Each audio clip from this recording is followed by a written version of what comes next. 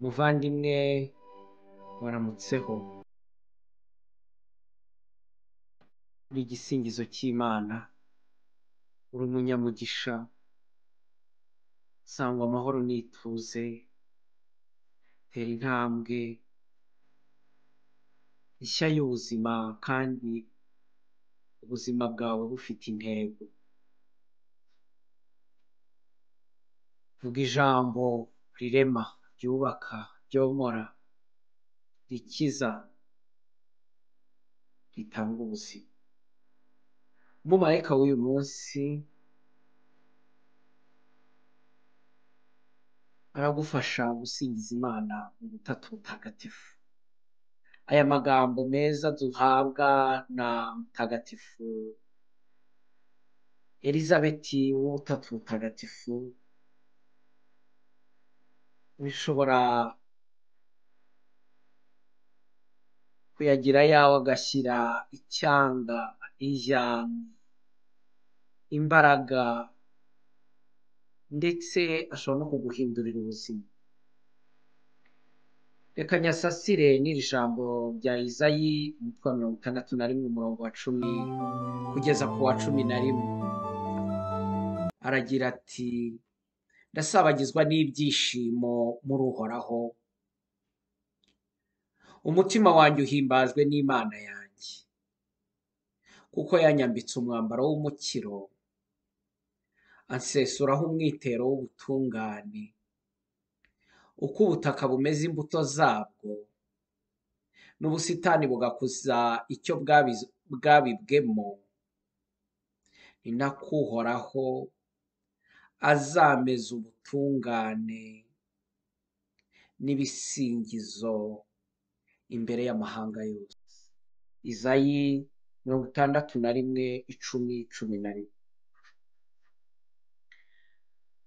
Elizabeti w'ubutatu butagatifu nafatanye na roho yawe n'umutima wawe n'ubwenge bwawe n'ubuzima bwawe usingiza Imana mu butatu butagatifu.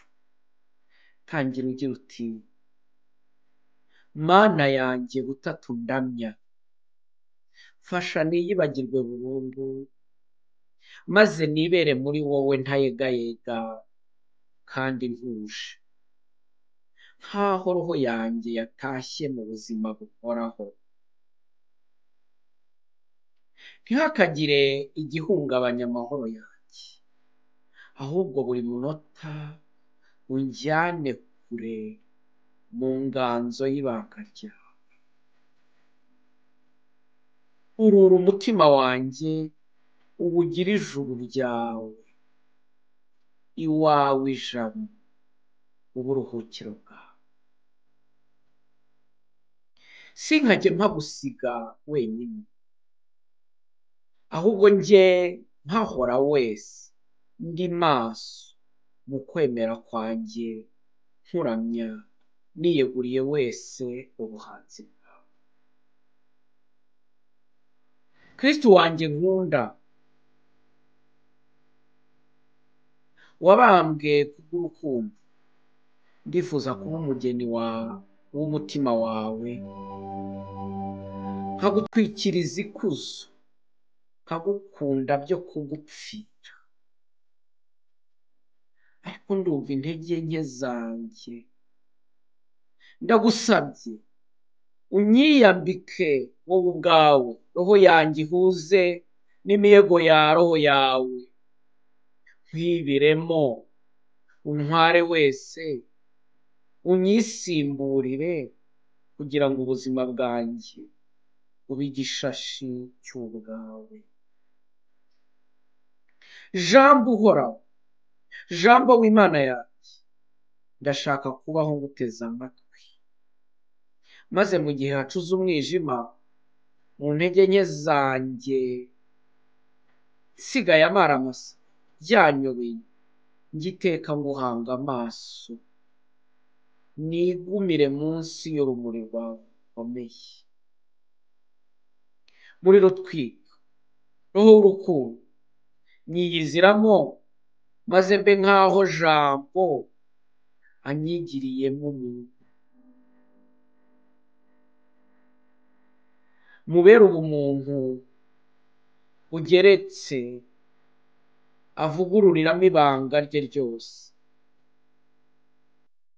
Nawe dawe irebera akaremwa kawe k'ubusabusa, butatu batatu banjye, byanjye byose, hirwe ryanjye, wowe bwihugiko buhoraho, buhangare mvogeramo, nyigumanira nk'umuhigo wawe, nyiberamo kugira ngo nkwiberemo mu gihe ngitegereje kujya kurangamira mu rumuri rwawe, inyenga y'ubuhangare bwawe.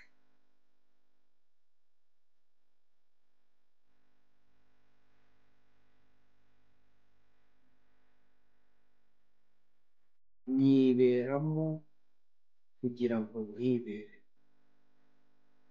Amen. Ugire umunsi mwiza wo gusabana n'ubutatu butagatifu.